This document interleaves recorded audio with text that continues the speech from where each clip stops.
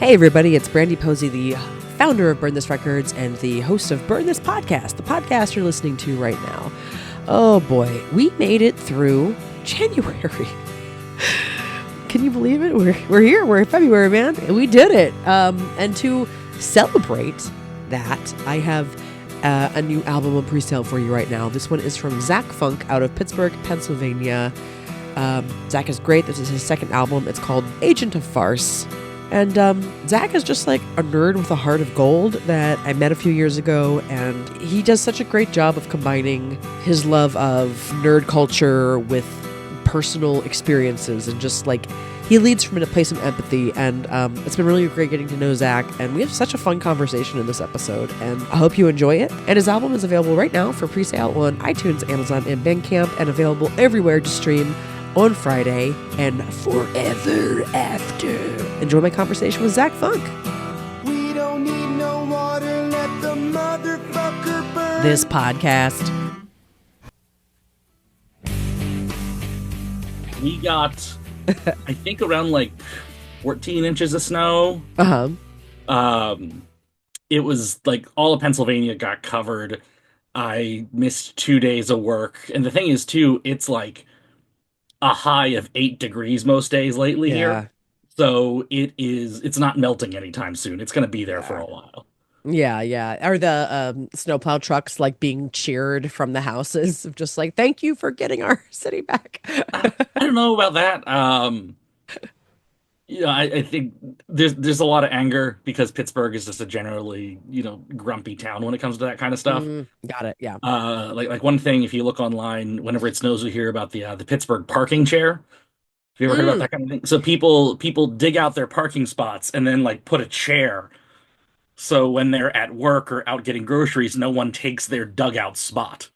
I went to college in Philly, and we had a similar thing in Philly. I love the disgruntled cities within Pennsylvania. They had their own flavors, but there is a similar fuck you to both of them. Yeah, it's the whole thing. I forget who first said it. There's a difference between like kind and nice. Yes. Like people in Pittsburgh or Philly are kind, but they're not nice.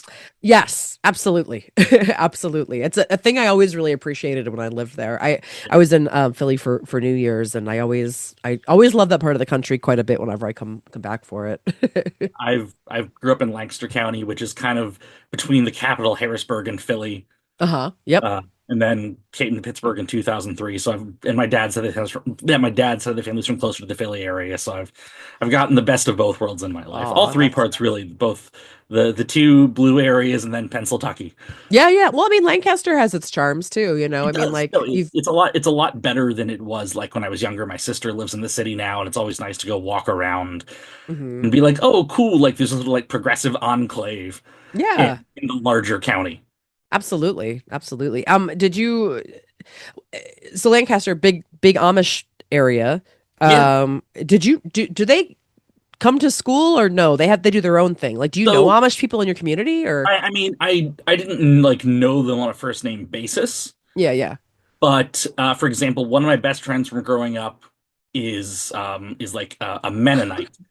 And they're like a liberal Mennonite, which to most people is still really conservative. Yeah.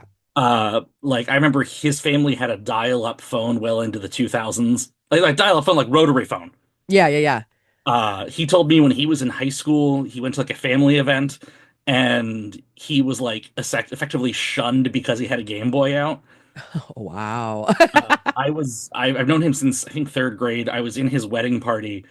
And the wedding, it was a dry wedding with the food was make your own cold ham sandwiches and lemonade. There was no music. There was no dancing. It was like set up to appease his like very conservative side of the family. I see. Got and it. not like offend anyone. Yeah. Was his wife also in the religion or like, sorry, now I'm just curious about this. yeah. They're both, I don't know if they're the exact same, but they're both very close, if not the exact same. Or like at the Walmart in the town I grew up in, there is like designated covered horse and buggy parking. Oh, okay. Wow. Yeah, that's a like. I remember I was home for Christmas and I brought my girlfriend and we had to run there to grab some stuff that she forgot. And I was like, "Yeah." She's like, "What's that like shed over there?" I'm like, "Oh yeah, that's where people tie up their horse and buggies when they go shopping at Walmart." That's Uh, fun. Oh man. Do do you have memory? So when you lived there, you would have been like also like Rumspringa age, which do you remember like seeing the kids come out for the first time? so Like, I didn't see that personally. okay. Like there's definitely like the town I grew up in. There's a lot of Amish around, but not like in the exact town itself. Oh, I see. Okay, got it. But like and like I didn't like I was pretty just I mean I'm still nerdy now, but I was more so then in Yeah, terms yeah. of like not having much of a social life or anything. Yeah. So like I didn't party in high school, but I heard people talking about like, you get really good pot from Amish kids. Oh, that makes sense. Yeah. Uh That's funny. I wonder if Amish weed would get you high. That I'm maybe. not Yeah, there we go. It's just it's that damn technology. And well, it's so funny too, because people like knowing where I'm from, they'll ask me to explain the difference of like my girlfriend would be like, "Oh, is that an Amish or a Mennonite?" And I'm like, "Well, they're on a cell phone, so they could be either technically, because Mm. like for Amish, they found all these weird like Johnny Cochran loopholes Yeah, yeah, yeah. in being Amish. Like you can have a cell phone if you charge it at your non-Amish neighbor's house. Oh, funny. I mean, I love it. I love it when a religion is just like looking for loopholes the entire time. You're like, Yeah. there's so much. There's I mean, it's kind of There- fun. Yeah, it's like we got to have an email to run our business. Yeah, yeah. I mean, honestly, So yeah. So like it has to be like being tied to the ground or something. So yeah, they'll have like a pole in the center of the community that has power. It's not connected to anyone's home. And that's like the communal charging station. Respect. It, I it, got, it's such a weird place. Like I remember at my high school, like they would do at the town fair, there would be a greased pig chase. And mhm. like whoever caught the pig they weren't on the cover of the school yearbook, they were in the first few pages, like holding the pig every year. Like that was part of like your Wow. prize. Like you caught the pig, you get featured in the yearbook. Damn. Yeah. People drove like John Deere tractors to prom. Yeah. Uh, it always blew my mind too, because there were a lot of like Confederate flags, and like we're like 45 minutes to an hour from Gettysburg. This is not Confederate territory. No, you're deep But union too. I mean, it's so hard with that part of the country because I'm from Maryland originally, and Maryland didn't technically secede, but big yeah. but we did try to kill Lincoln. So there's always there's some enclaves. You never know. Yeah. Oh man. So you've been in Pittsburgh now for 23 years? Yeah, 23. Yeah, I came out here in fall 2003 to go to college. Moved here full time in 2007 afterwards. And, if I ever had like a really good reason to move, I'd be Mhm. willing to, but I'm not like looking to leave either. Yeah, yeah. No, that makes a lot of sense. You got a good life there too. It's, I Yeah, mean, why not? it's definitely home at this point, and I like that. Like, it takes me about 4 hours to drive back to where I grew up. So, Mhm. if I want to see family or they want to come visit, that's definitely an option. But at the same time, I don't have like people popping by unannounced either. Yeah, that's a good distance to be like, you can't, it's a half day's work, You can't, Yeah, you're not gonna just like, oh, do that on a whim. exactly. Most people aren't, at least. I mean, I don't start caring about time until anything over 5 hours because I'm just like toured so much that like anything less than five, I'm like, whatever. It's an hour, it's 5 hours, it's all the same. Yeah. But that's not most people. So, I took a trip with her earlier this summer. We were driving across the Pennsylvania Turnpike.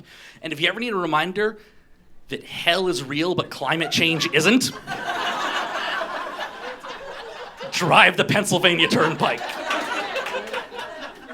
The one billboard I saw, it said, "Wind dies, sun sets, coal is forever." And I didn't know a billboard could have object permanence problems.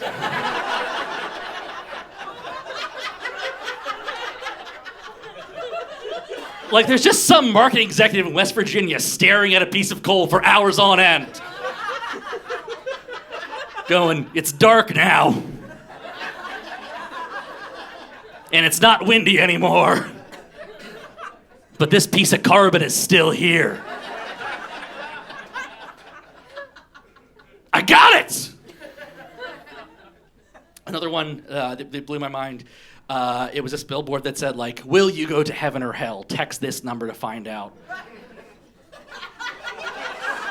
That has to be a trap, right? Like, imagine someone driving along, oh, that's a good point, I'm curious, I should, BAM!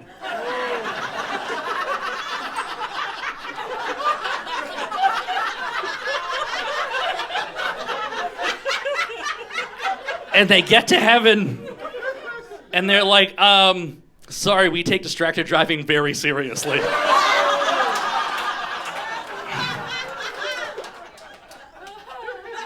Then they get to hell, and Satan's like, you saw my billboard!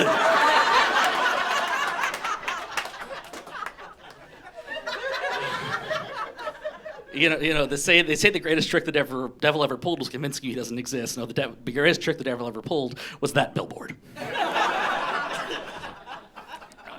And there's another one I saw. It was like, come to godlyqa.com or something like that. It says, come to godlyqa.com for answers on topics such as war. Okay, war, big topic, affects us all regardless of faith. Dinosaurs. Abortion. The poor. Not poverty. Not social economic injustice. No, the poor. Like Dickens wrote this sign.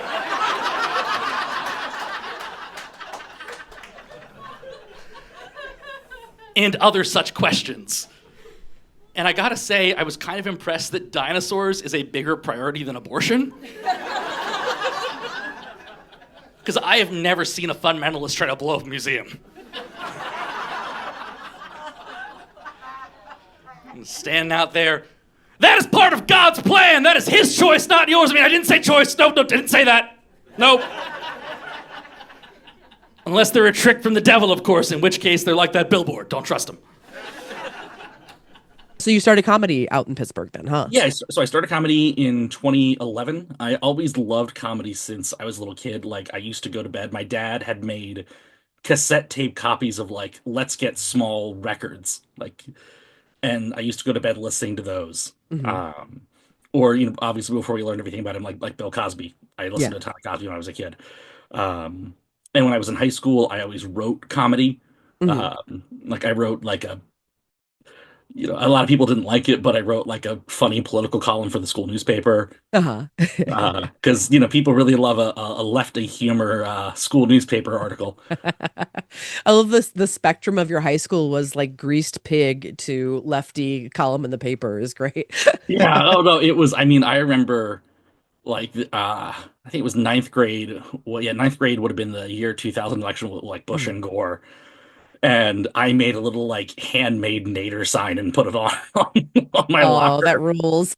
and like had people threaten to beat me up. Oh my God. How do you feel like you like was your family like pretty progressive? Is that how you like kind of came to those politics at that age in that area? I mean, it was so I have very distinct memories of like going to vote with my parents as a kid. I don't know how they voted necessarily. They were definitely like they were never like conservative, mm-hmm. But there are definitely people I could have seen being like, you know, like the Democrats that voted for Reagan, like that kind of thing. Mm-hmm. Mm-hmm. Really, it was more just kind of I was raised just to like be good to people and care about people, and like going through different like experiences in my childhood that just I don't know, it always feels so condescending to say like I was just taught basic empathy and that's why I'm progressive. Yeah. But a lot of it really was just that. Yeah, I mean, it's a value. Unfortunately, we're really finding out how few people are actually like actively taught that and having it fostered. Yeah, like, but yeah, that was like, you know, you never know what someone's going through, and like I have friends that I grew up with that are more conservative. Like they're not Trumpers, which is why they're still my friends. Yeah. And you know, I've always said like, look, if you want to talk about like what the best way to spend tax money is, sure, I'll have that debate with you. Mm-hmm. But like, is a trans person a person? Yes, they are. Like, it's like, you know, there's different, like, they're just such different ends of the spectrum. Yeah, no, 100%. You're just like, well, do you believe in small government or not? Because small government means also just like let people have freedom to Exactly. to be who they want. That's just it. Like, Yeah, no, I remember one time. So I work at a bar, mhm, and I had this guy who just kept trying to talk to me about politics, and I didn't want to talk because I generally try not to talk about that stuff unless I know the customer's on my side. yeah, yeah, yeah. And at one point, he just goes, "Well, I'm sure we believe a lot of the same things." I'm like, "Oh, really? What do you think I believe?" And he said, "I think you're a libertarian." And I was like, "Well, I mean, I think there are some points to what actually is libertarianism, not what a lot of Mhm. people that are libertarians call themselves." But no, I'm much more to the left of that. And I guess his wife or girlfriend grew up in like the former Soviet Union and just Mm. started going off about like, well, don't talk about socialism because that killed all these people and this and this. And there's a museum dedicated to the victims of socialism. And because I didn't want to lose my job, Yeah. I say, oh, really? Well, let me know when they build the capitalism victims museum. Oh, that's right. It's a slavery museum. It's the I like that that's your answer for not losing your job. Well, there's a lot of like I try Uh, various jobs I've had. I've walked a very fine line of like what I can get away with. Like I worked at a Lowe's of hardware course. store for years, and being a cis white dude at Lowe's, a lot of horrible cis white men just assume that you agree with them politically. Yep. Yeah. So I ended up getting a job working for a whiskey distillery, and I got to tell you, it's so nice to go from a hardware store to a whiskey shop because I actually use what I sell now.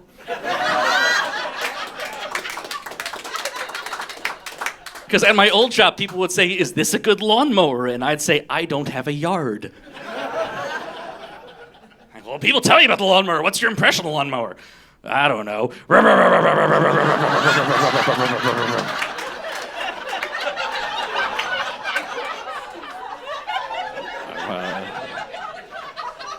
I apologize, I'm not a sound effects comedian. And now when people say, "Is this good whiskey?" I get to say, "Can you say that a little quieter?" It's so weird too, because it's a bar that is also a bottle shop that's also inside a mall. So my job is like if Cheers had a Hot Topic beside it.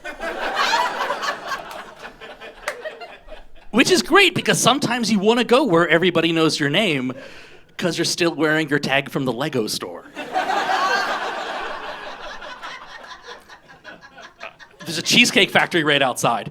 And through my job, we are the extra waiting room Cheesecake Factory. If there's a wait for cheesecake, that's where people come. And through this job, I've learned there are adults that will wait 3 to 4 hours for a table at Cheesecake Factory. I don't know if you're all aware of this or not, but you can make a cheesecake in less than 3 to 4 hours. Even if you don't have a factory.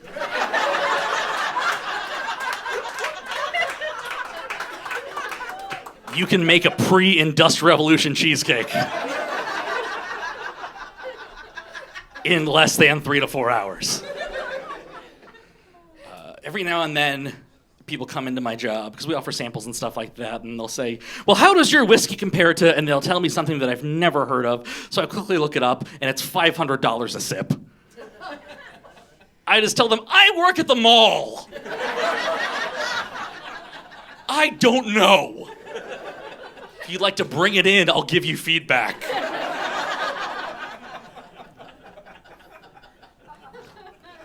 It's also so weird, too, because every now and then the fire alarm goes off at the mall, and we're right by the exit. And so when the fire alarm goes off, people come into my job and say, "Do you know what's going on?" Because I think at this point, Americans are desensitized to fire alarms. Like, if it's not a shooting, we don't care. Because we all know fire doesn't have an agenda. Fire wasn't single all through college, is now like, damn it! It's the world's fault, not mine.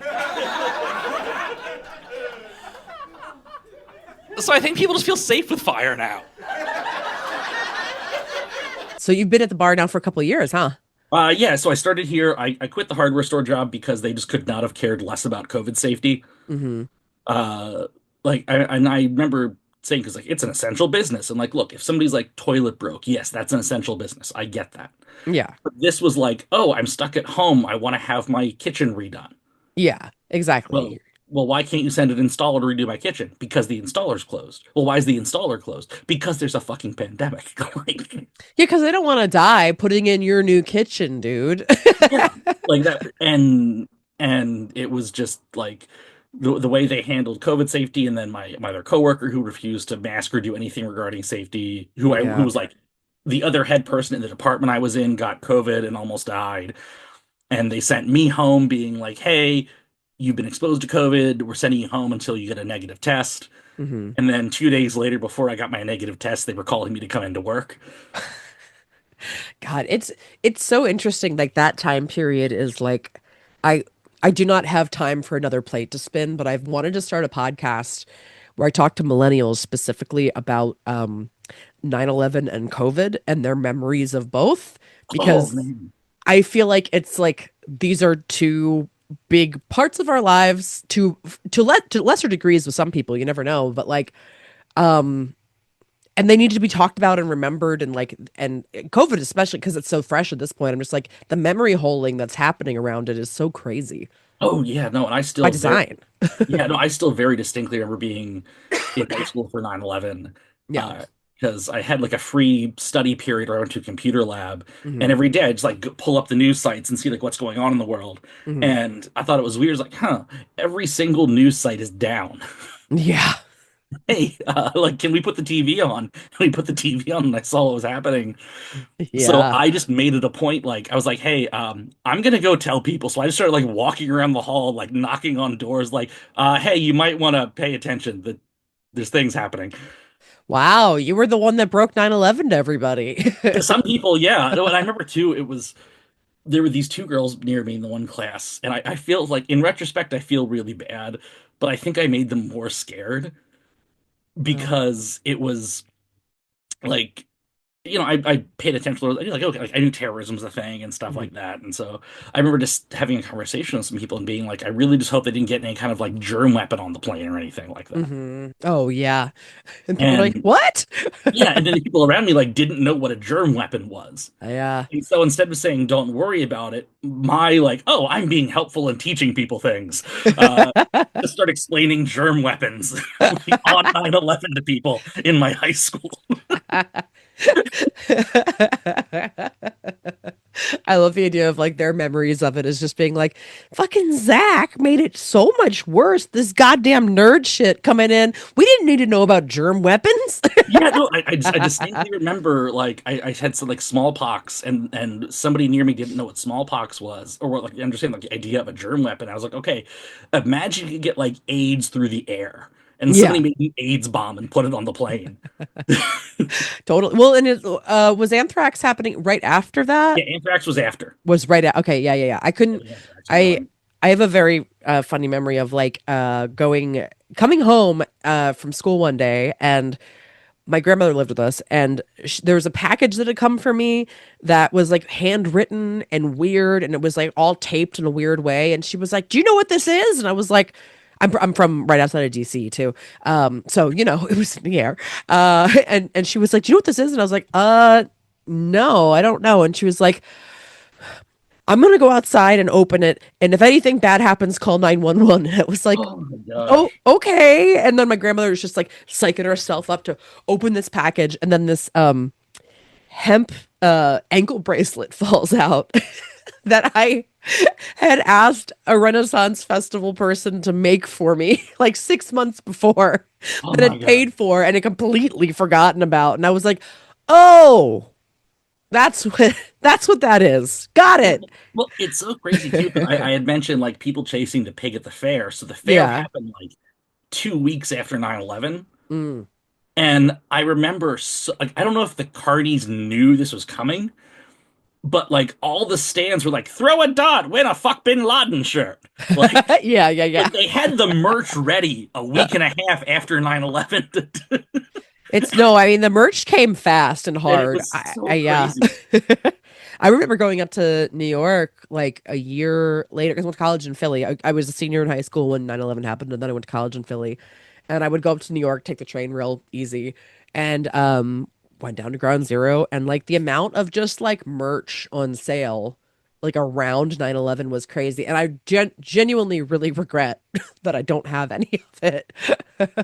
Yeah, no, it's Ugh, it's it's it's just like that. That's the true American spirit. How can we monetize this tragedy? I know. There's a in Erie, Pennsylvania, I did a festival there last year, and there's like a thrift store that I walked into, and I was walking around, I was listening to the owner was chatting with a friend of hers, and I don't know how 9/11 came up, and obviously my ears perked up because I was like, well, how will this conversation go in Erie, Pennsylvania in a vintage store? I don't really know. Yeah. And this lady was like, she had been there. Fuck, I can't remember the convention. She was at the World Trade Center the couple days before for a convention for some TV show. Was there a TV show called Dark Harbor or Dark Dark, something? dark. There's a bunch of dark stuff. Dark Shadows, maybe. Maybe it was a show that would have been out around that time in the early, obviously Dark 99. Angel. Maybe it's that. It was I don't know. I think it was a Jessica Alba thing. I didn't watch it, but I remember seeing like commercials on Fox for it. Well, see, she was at like a convention for it at the World Trade Center, and it was so poorly run that she was like, "Ugh, I hated that place." Is how it was her like full take on 9/11 was like, "Fuck the World Trade Center, horrible convention." But she did say that she had in her China huts at home, she had bought earrings of the World Trade Center. That she's like, "Oh yeah, I just have them. They're in like my hutch with all my special stuff." And I was like, "Fuck." This woman just has like long twin tower earrings. And I've now I'm like, that's a thing that I am just willing into my life. I won't go find it, won't go buy it, but I'm like, if I'm meant to have them, they will magically appear. And stuff like that can be so crazy. Like I'm about 10 years older than my girlfriend, Mhm. and so she doesn't have very clear like 9/11 memories. Yeah. And one of the great joys was, I mean, I love her a ridiculous amount, but the fact that I've been getting her into The Simpsons has been a really great joy. Ooh, yeah. That's fun. And the New York episode where Homer's car is parked between the towers, she was like, I've never watched something where like the towers were referred to in a present tense before. Oh, yeah. It was such a funny, weird, like, oh no, they were just there, part of everyday life. Oh, Like, yeah, they're just around. Well, you know what's really funny? I rewatched Gargoyles relatively a few years ago for a podcast that it was doing, and that's all pre 9/11. yep. And there's so many shots of just the city with just like moody lightning, and then it's just like so many shots of just the twin towers with lightning behind it happening. It's very funny to go like, oh, okay. I was rereading some of the old Ninja Turtles comics Mhm. last year. And in the second issue of the original 80s Ninja Turtle comics, Baxter Stockman threatens to bring down the World Trade Center. Damn. He's going to use those Mouser robot things to take down the World Trade Center if New York doesn't pay him a ransom. And it was just so funny reading that, like, for the first time as an adult, just being like, wow, Ninja Turtles were hardcore. Like, Yeah, that's the like, guy who, the mad scientist who turns into a fly tried to do 9/11. that's awesome. It's a baffling time. How did we get here? I assume if you're here, you're not a fan of him. And you know who him is. I'll say him in a moment, but still. Like, you know, felony fraud convictions, all the fact, it's every single thing about this man. And he's back. And we all had our points where we thought, okay, this is it. This has to be the point where he's done. This is when they've got him. This is when we break into song and children sing in the streets. My moment for that was the 2023 to 2024 New Year's Eve party at Mar-a-Lago. And why, you ask? Because the musical guest Trump arranged for that evening was Vanilla Ice. Imagine you are a year away from being the president again. Fuck you, Grover Cleveland.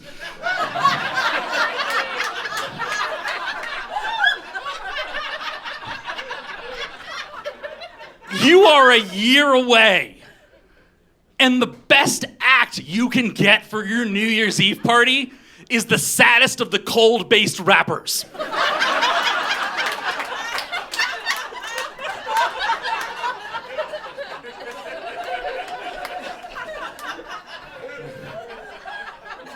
Ice Cube, Ice Tea, Snow, Blizzaro, Frosty the Flowman, Young Chili.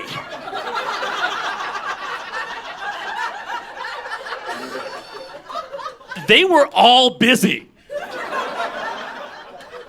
Like, if we all chip in $10, actually, we got a really good crowd here. If we all chip in $5, we can get Vanilla Ice here by the end of my set.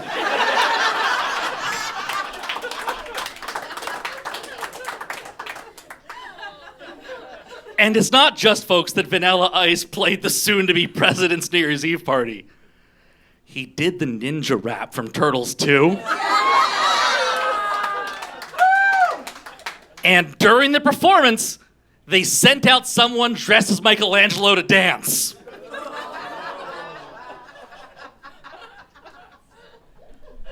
And I'm sorry, but at that point, no ninja, no ninja, no.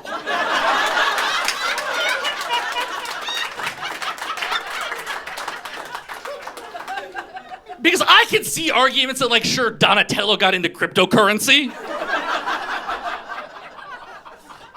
Leonardo obviously backs the blue.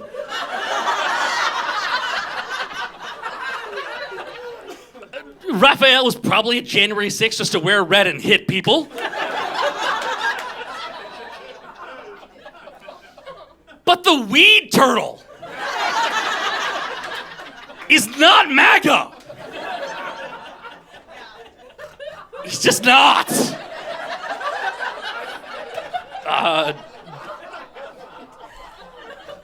The crowd especially did not like the performance. Michelangelo was not well received. They actually built a gallows and started chanting, "Hang Michelangelo! Hang Michelangelo!"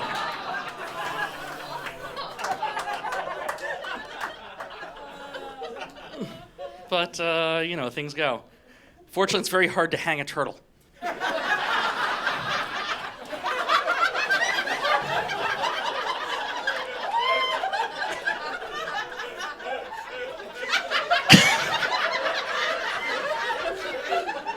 Your sophomore album, Agent of Farce, is out, available right now for pre-sale. And if you're listening to this after February 6th, it is available everywhere to stream and download. But also, you should definitely buy it on Amazon or iTunes or Bandcamp. This is your second album. We met after you'd already recorded your first, and you'd reached out that you wanted to put together another one.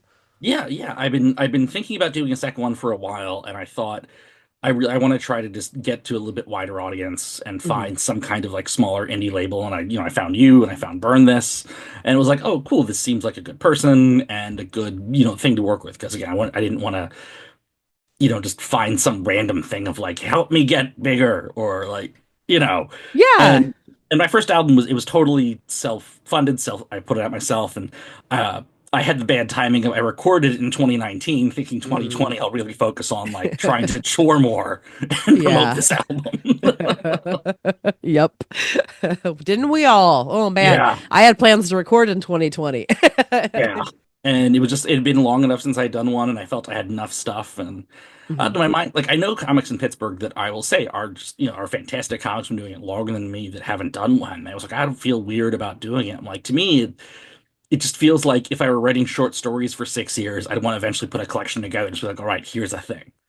Yeah, that's how I view them as well, honestly. Yeah. And also it's a body of work that is separate from the algorithm too, and I think it's important to remember, like, this is long form storytelling, and this is what an hour feels like, and like your pacing is different than when you're doing a 5-minute set, and it's I think as we as a culture start also being like, oh, what have we done with how we've like let our entertainment become so cheapened and commodified and ruled by content. Thankfully Quibi failed.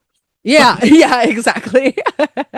Hey, you know what? And a lot of people are getting off TikTok right now. I'm happy about that. That thing is rotting people's brains. So I never got on. I'm just like, you know what? I'm good. Yes, people are like, you should go post clips there. I'm like, nope, I just don't want to. Like, no, I'm good. I always I sign up for the new ones just to grab my handle, and then I just like rarely do much with it. And then when they go, I'm like, oh, thank God. Okay, good. I don't need to regret that I didn't take that one seriously out of the gate. Yeah. Oh man. Yeah, but so you recorded this last year, Yes. 2025. Hmm. Was there, and when we had initially talked too about putting this together, there was like some stuff that you had been like, I'm working on more personal material. Like your first album is much more pop culture kind of based or geek culture kind of based. Yeah, I mean, there's definitely personal stuff on the first one, but I wanted to like most of my stuff really is a pretty even mix of like geeky pop culture and like personal heartfelt stuff. Like I Yeah. love kind of threading that needle of just kind of that being your authentic self. Like a lot of people ask about like things that inspire you, and I draw a lot of inspiration from people in like this like hip hop genre called like nerdcore rap, where it's like Yeah. they're doing rap, but it's about like the stuff that they're into. It's just like, yeah, here's what I'm doing, and yeah, they're not going to be the most famous rappers alive, but they're Hmm. good, and you find your audience, and that's what I'm hoping to do. I was trying to do too, and my first album, I talked a lot about like mental illness and depression, and I had some people tell me that like listening to that gave them like the words they needed, that they Hmm. didn't have like the right phrasing to describe how they felt. I'm like, oh no, that's it. That what he said, that's it. That feels good, right? That's nice. That is better than any laugh I will ever get. Like laughter has to be the goal. Yeah. Hmm. But the idea that like I remember, you know, uh my after my dad died when I was 11 and I had depression before that.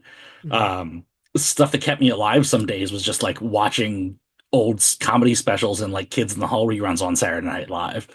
On Comedy Central, also Saturday Yeah. Night Live Yeah. reruns. Yeah.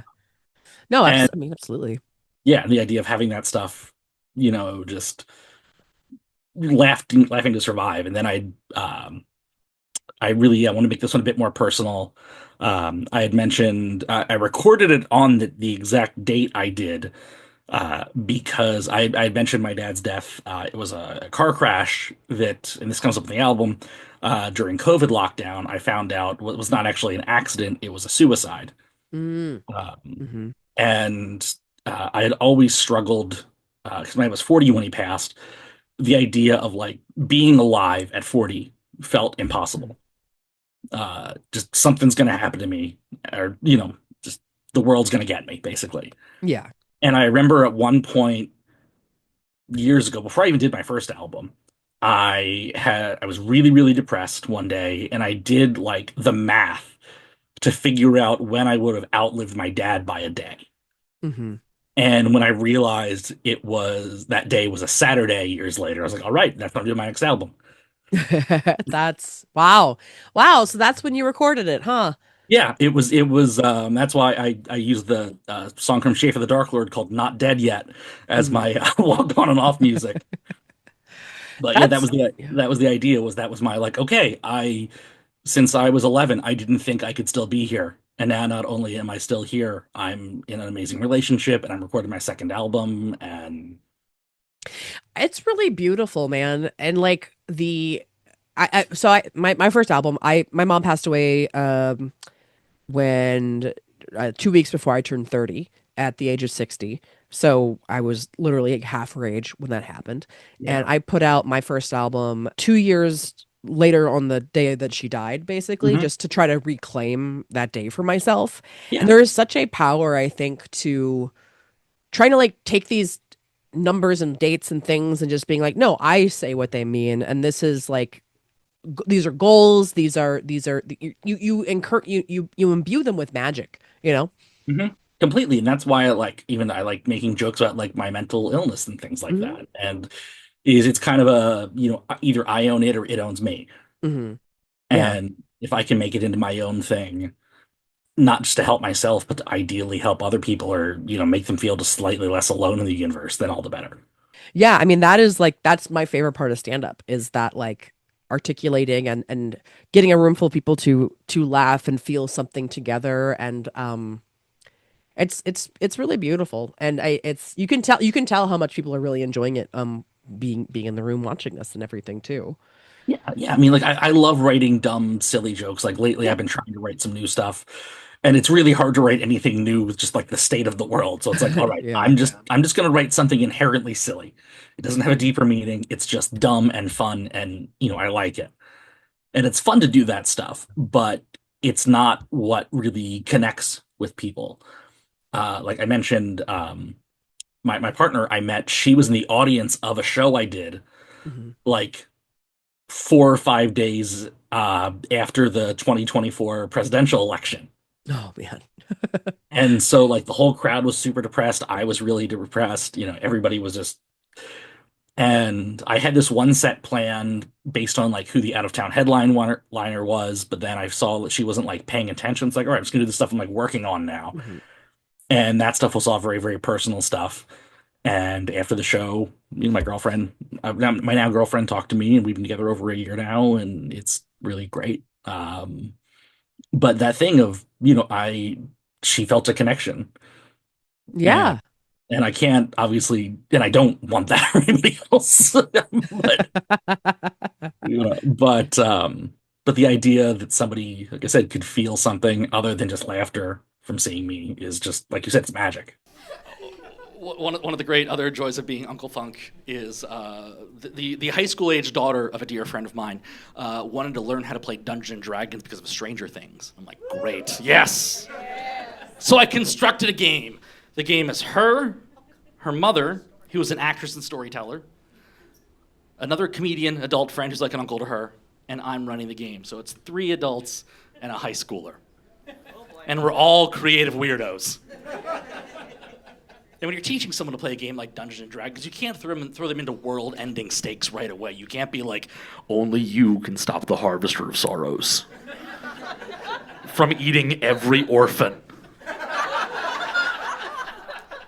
You need to give them something more grounded and easy to get into, like, hey, goblins robbed the town. Please get things back from said goblins. So I send them on a quest to find the goblins. And at my niece's leadership, they instead got drunk and partied with the goblins.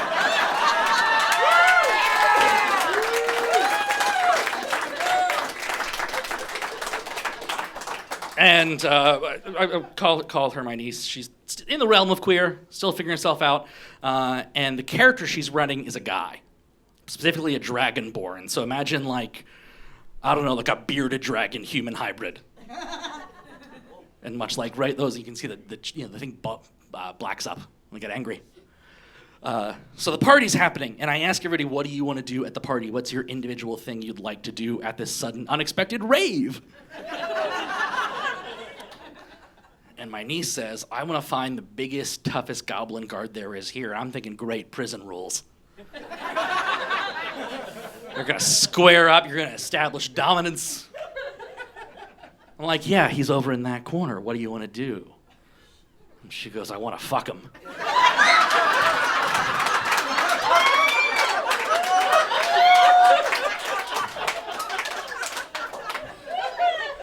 I said, excuse me, what was that?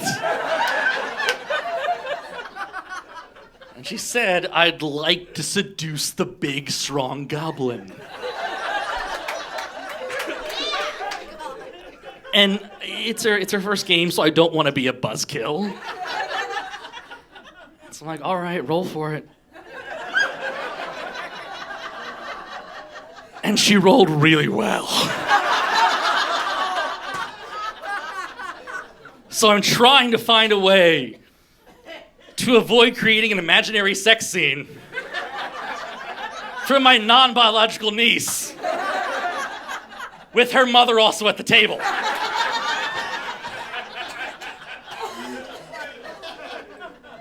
And it hits me, she's running a guy. And I said, well, the goblin guard is very, very flattered, but he is not into men.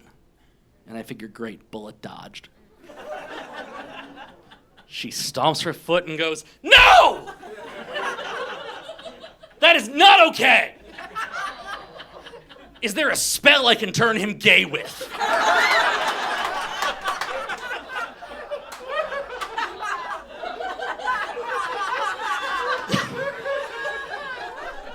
And I said, well, two important things. First of all, that is an issue of consent. That's right, we're learning stuff in D&D. But second, you were a queer teenage high schooler that wants to magically turn people gay. You are everything the right is afraid of.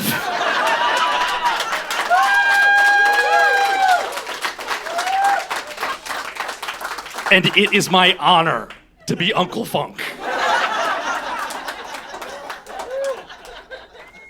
There is such a path for the good-hearted nerd that's been in therapy. You know, I have so many friends of every persuasion that are that, and we're nerds have gotten a bad rap for a very fucking long time, and it's time to put the good ones back on top. Yeah, yeah, well, and that's like a lot of the nerdcore rap stuff I listen to. It like plays into that. Um, Who do you listen to? I don't know very much nerdcore. so like the first person I ever heard really in that genre is a guy named MC Lars. Oh yeah, yes, okay, yeah. And like the four main ones that the most notable one probably is MC Chris because of the stuff he did on Adult Swim Hmm. with like Aqua Teen and C Lab and stuff like that. Um, but a couple of my favorites are MC Lars, Schaefer the Dark Lord, MC Frontalot, who coined the term nerdcore, Mega Ran, who is currently nominated for a Grammy for a kids album he did. That's Uh, awesome. Lex, the Lexicon artist, is really great. She's fantastic. Miss Eves is really good, but it's a lot of that stuff of like I have a tattoo on my right arm of Spider-Man doing stand up with text "punch up" above it, Oh, cool. and I like that it is rap that does that as well. Like MC Frontalot did an album basically about how the internet used to be neat and now it's just horrible. God. And the one track has these three different women rappers on it, and the song's called IWF, Interneting While Female. And it's about like all the shit women deal with online and stuff like that. Um, Yeah. and yeah, I host a mic here in Pittsburgh, and I always start off like, hey everybody, comics be respectful of your audience be respectful of your comics, and don't be a bigot. Like, are we Yeah. cool? Like, if Yeah. you want to do that, stuff, I'm not saying you can't do it. I'm just saying don't do it in the room I run. Yeah. Yeah. I'm not interested. I'm in charge. Bye. Yeah. Yeah. Like the audience, I know the audience that comes to that place, they're not gonna want it. Hmm. I've never been the type to be like, you can't talk about certain topics. I mean, anything can be talked about. It's all like how you talk about it. Yeah. Yeah. Like I have a variety of like non-binary and trans friends and things like that. And so that's often people talk, well, you can't talk about that, Yeah. And I was teaching this comedic storytelling class once, and I talked about my tattoo artist, who was a trans woman, and I knew her in her like previous life as well. So when she started transitioning, I had said like, "Hey, I know you're into a lot of really cool fashion and style stuff. Is there a certain like look you're gonna go for now that you're like rebuilding yourself and starting a new life?" And she had said, "Honestly, I just want to be hotter than my exes." And to her credit, she pulled it off, and like that's a really good joke. Yeah. It's a true thing she said, but that's not putting someone down. It's Yeah. No, you know, absolutely. That's I always try to look at like my mic. I was like, okay, is or anything like is it malicious or just somebody just not know better? Like we all like we're comics. We all said stuff that's come out wrong. yeah, of course. Yeah. That's it, but it's how you handle it afterwards. Well, good. What's the mic? When do people go? So it's at a venue called Mr. Smalls here in Pittsburgh. It's my favorite venue in town. They have a main stage that holds like 800 people. Hmm. I've seen They Might Be Giants there and Andrew WK there and a whole lot of bands Oh, there. hell yeah. Nice. They have a smaller stage that holds like 150, 175 called the Fun House. Mhm. And that's where I recorded both my albums. Oh, cool. And then they have a cafe in the basement, and that's where the mic is. Nice. Yeah. Hell yeah. And the building's great. Like even acoustically, I remember it was when I recorded my first album, Brains Are Weird, Less Than Jake was playing the main stage at the same time. That's And there's awesome. no audio crossover, like you'd never know. That's good. That's good energy to bring into the album, though. To be like, to Yeah. know that skanking is happening nearby. That's just positive energy swirling around. I love it. Oh yeah, no, that was a nice little like I remember when the show was getting started, I was like, just to be clear, this is not the Less Than Jake show. Yeah, I'm exactly. less than Jake. Oh my God, I love it. Well, the album is called Agent of Farce. It is available right now for pre-sale, everywhere Friday for streaming and for purchasing. Where can people find you online, Zach? So most of my social media handles are at Z, the letter Z, Funk, FUNK, YEH, yeah, like fuck yeah, but funk yeah. Yeah, love that. Yeah. Funk, yeah.